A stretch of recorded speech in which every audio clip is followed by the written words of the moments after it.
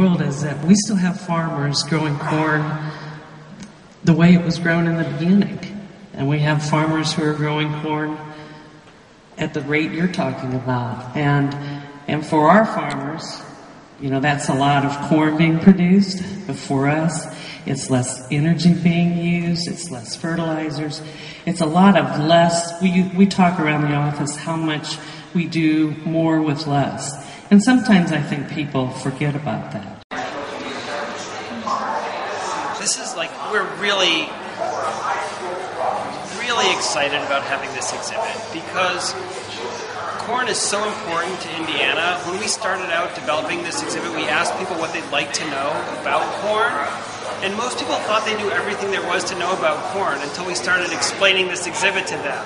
And then they're like, wow, I didn't know that about corn. I didn't know that about corn.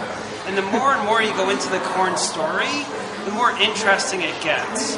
So from all these products that you can see next to me here, to the mysterious origins of corn from teosinte, up through modern agriculture and genetically modified organisms, there's so much to learn about corn.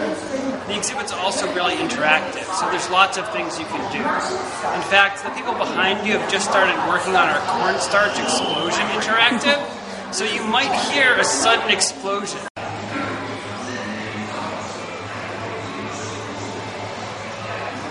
It's really nice to think about even the history that I have and the celebration of agriculture I've been able to be a part of, and then put that in the context of one of the most important crops in the world, the most grown crop around the world, this idea of corn and how it's traveled through time, through generations, through different civilizations, and really been that staple that has allowed us to move forward in so many other ways that we do.